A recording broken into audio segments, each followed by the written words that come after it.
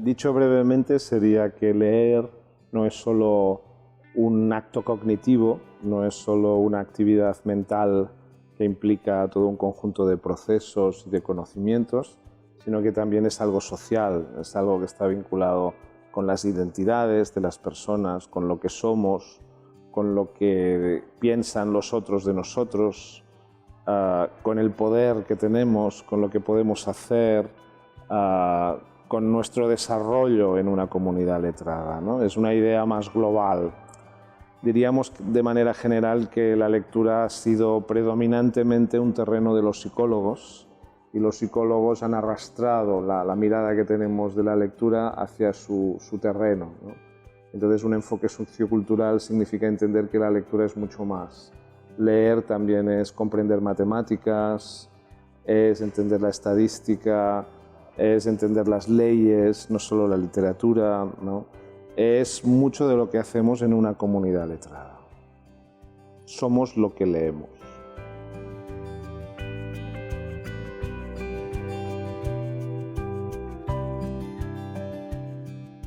Pues muchísimos, porque algunos ya estaban más o menos anticipados, por ejemplo, el uso de las imágenes, la proliferación cada vez más grande de textos, ¿no?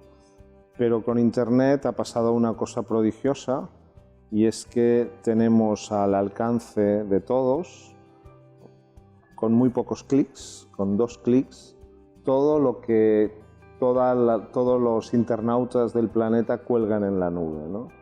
Y entonces eso nos ha hecho inmensamente ricos, ¿no? De ser muy pobres culturalmente, porque teníamos muy pocos libros en casa, teníamos que ir a las bibliotecas, no siempre había bibliotecas, hemos pasado a tenerlo todo a 2 clics, siempre, claro, que tengamos acceso a la nube y algún artefacto para conectarnos, ¿no? Entonces, usamos más fotografías, usamos más hipervínculos, saltamos de un lugar a otro. También tenemos mucha más basura, o sea, en Internet hay menos controles de calidad. Cualquiera puede decir lo que quiera, aunque sea una sandez o una barbaridad en Internet, y está bien que sea así, es más democrático, tenemos libertad de expresión, pero hay que cuidarse más, porque en Internet está todo lo que dice todo el mundo. Está la charlatanería, está la mentira, la manipulación, el engaño, ¿no? Lo cual es mucho más difícil encontrar en una biblioteca de papel, ¿no? En esta preciosa biblioteca donde estamos ahora, probablemente habrá alguna mentira o alguna exageración, ¿no? Pero evidentemente no llega al nivel de lo que encontramos en Internet, ¿no? En Internet también han surgido géneros nuevos, cosas que no existían antes, ¿no? Tenemos redes sociales que antes no existían, tenemos conversaciones de chat que antes no existían, ¿no? El lenguaje escrito estándar ha perdido el monopolio. Hoy muchos jóvenes y adultos escriben sin H, sin tildes, ¿no? Lo cual a veces se valora de una forma falsamente terrible, ¿no? Porque no pasa nada. Es una forma informal de escribir, ¿no? Entonces, Internet es un cambio tan grande como la imprenta, como la rueda, es una cosa prodigiosa y hemos tenido la suerte de poder vivirlo. Pocas personas como nosotros podrán decir que conocieron el mundo antes y después de Internet.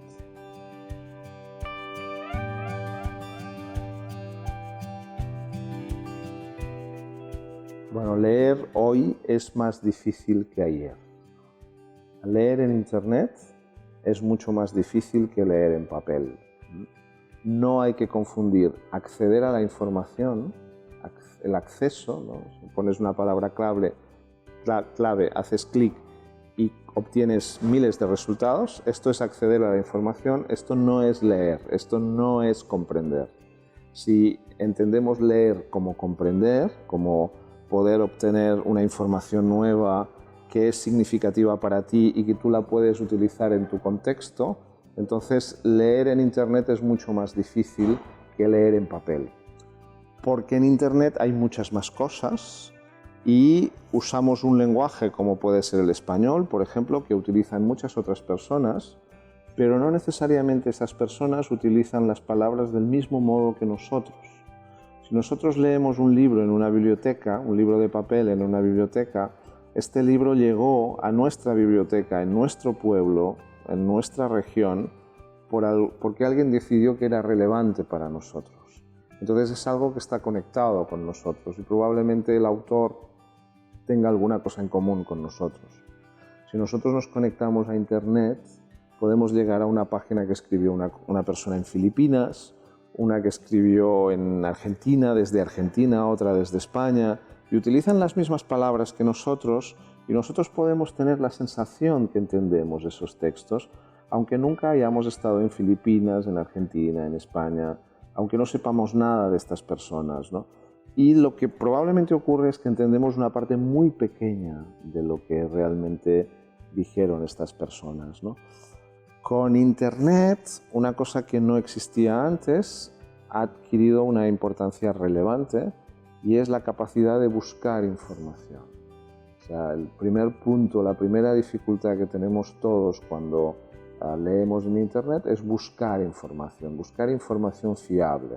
Entonces esto significa entender cómo se etiquetan los textos en la red, cuáles son las palabras clave adecuadas para cada etiqueta. Si buscamos información es sobre algo que no sabemos, que ignoramos, entonces por eso es más difícil, ¿no? Hay que saber los mecanismos técnicos de etiquetaje y de organización y jerarquización de la información en Internet. Hay que dominar los buscadores, que esto ya es una cuestión más técnica, ¿no? Los buscadores han sido muy hábiles en presentarse de una manera aparentemente muy sencilla. Todos estamos muy contentos por escribiendo una palabra en Google Search y apretando y flap y aparecen prodigiosamente muchos vínculos, pero detrás de esta interfaz tan sencilla puede haber una gran complejidad en el etiquetaje de la información, ¿no? Entonces este es otro aspecto muy relevante también del trabajo de lectura hoy en día.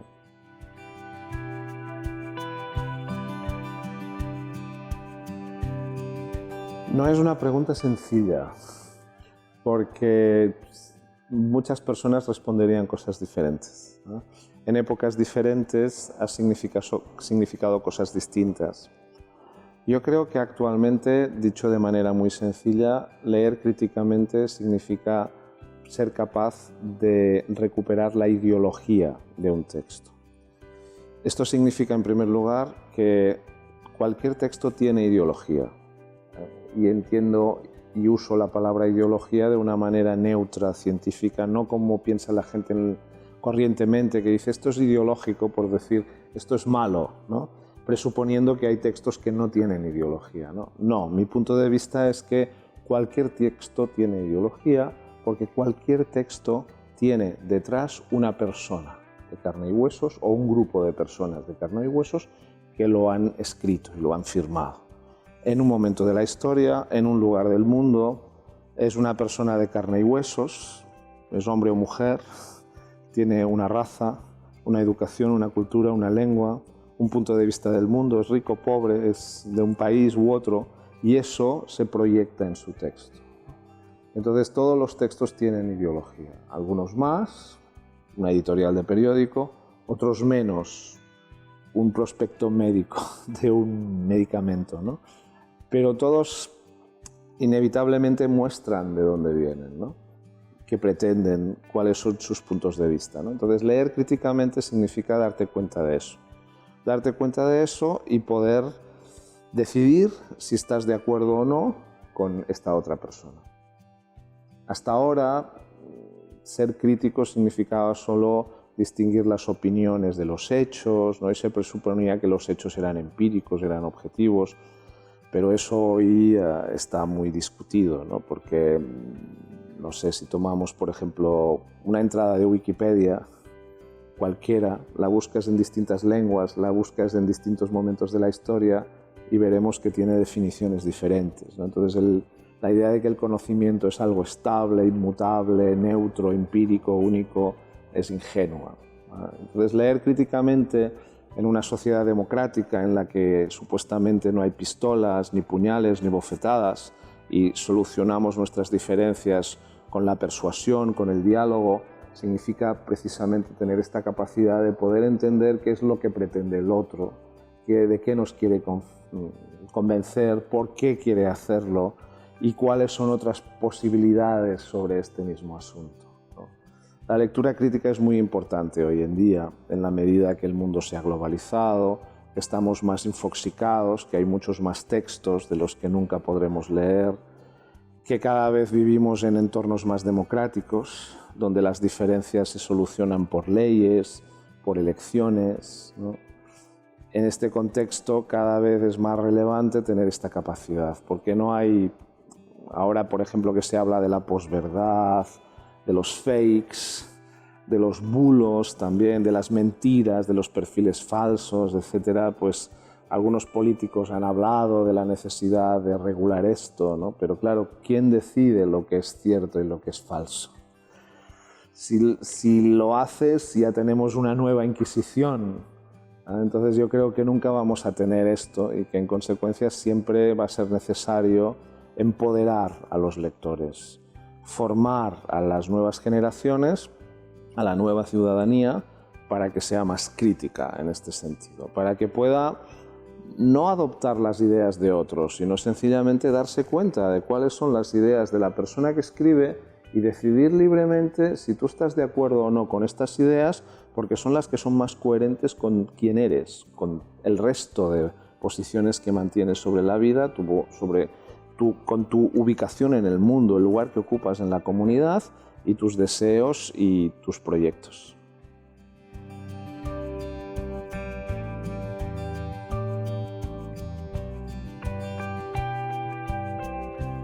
Pues diríamos que las mismas que antes de Internet, pero con más complejidad, porque hay que preparar a los chicos para el futuro, y el futuro será también digital, o será sobre todo digital, al margen de que también tengamos papel, ¿no?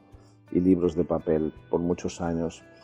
Entonces, bueno, una clasificación...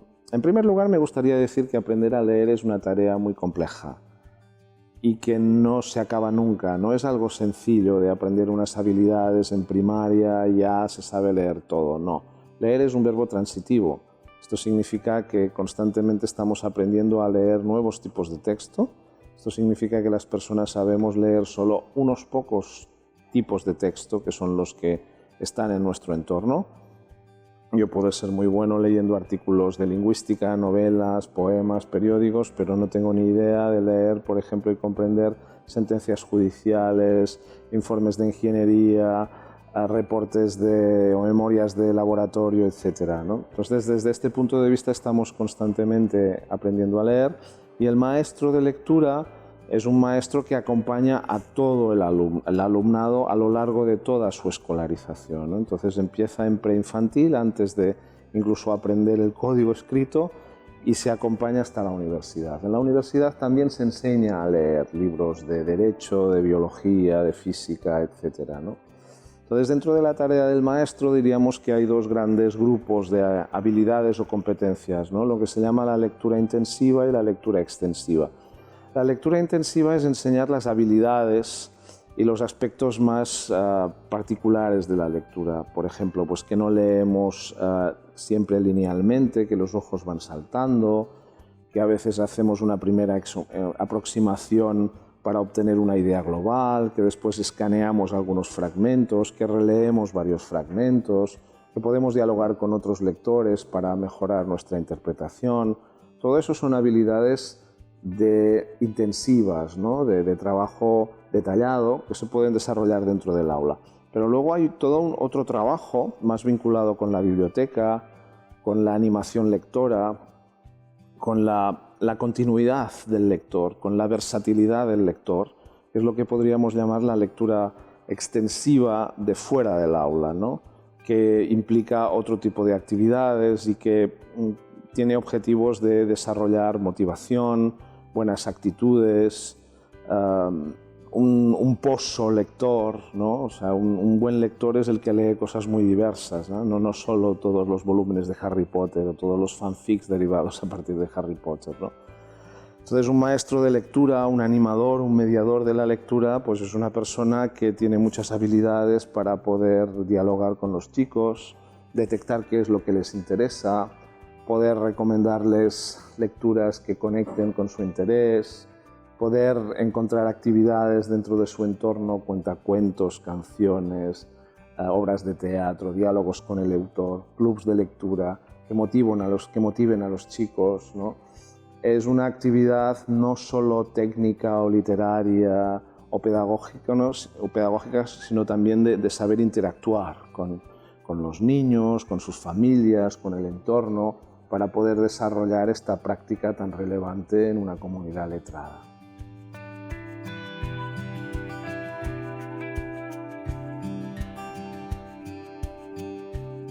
Porque ya quedan muy pocos lugares en Lima y en el Perú donde no haya un ordenador. Porque estos chicos saldrán de la escuela en el 2025, en el 2030. Imagínate cómo será el mundo entonces, ¿no? Básicamente porque la escuela tiene que trabajar con las herramientas de la comunidad. Esta es la respuesta básica, ¿no? O sea, sería estúpido, sería anacrónico, sería obsoleto, sería inútil que la escuela, la educación, se centrara en unos artefactos, en unos instrumentos del siglo XIX. Esto es una pregunta absolutamente obvia en medicina, ¿no? Diría, bueno, ¿quién quiere tratarse un cáncer con una quimioterapia de hace 50 años? Nadie lo aceptaría, ¿no? Pero en cambio hoy en día muchos maestros siguen enseñando a leer con una metodología de hace 100 años, ¿no? Entonces aquí nos encontramos con valores muy distintos, ¿no? En la educación y en la medicina, ¿no? Pero bueno, regresando a tu pregunta, ¿no?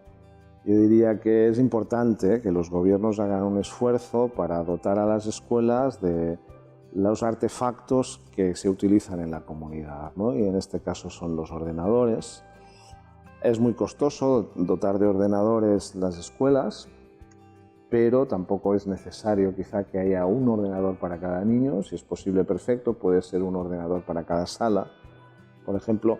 Y es muy importante también formar al maestro, porque el maestro realmente es el mediador, ¿eh? Entonces tenemos muchos ejemplos en todo tipo de países, ¿eh? Ricos, pobres, medios, de grandes inversiones económicas en ordenadores que luego están absolutamente infrautilizados, ¿no? O sea, escuelas donde llegas y dicen, no, mira, aquí está la sala de informática, y entras en la sala de informática y allí todo está guardado, no hay ningún niño trabajando con los ordenadores. Y dicen, ¿por qué no se usan? Dicen, no, es que tenemos que guardarlos para que no nos roben, ¿no?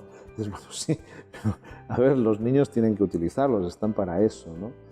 Y entonces, este es el primer punto, ¿no?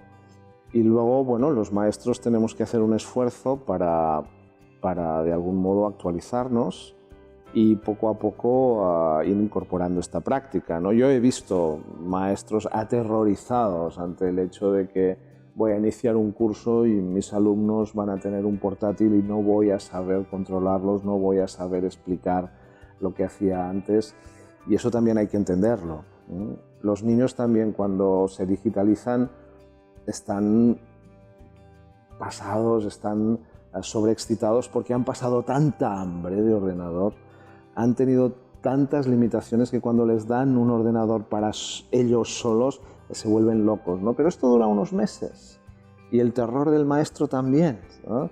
Y poco a poco se va naturalizando y vamos aprendiendo a usar los ordenadores como una herramienta para aprender, ¿no? También hay que pensar que lo que puedan saber muchos alumnos de los ordenadores, de cómo utilizan WhatsApp, Facebook en su vida privada, tiene poco que ver con el uso académico escolar de los ordenadores, ¿eh? Entonces no podemos pensar que una conversación de WhatsApp, de chat, es igual que una conversación seria para desarrollar un tema académico o escolar, ¿no? Entonces, en este sentido, bueno, necesitamos mucha formación, además de inversión en tecnología.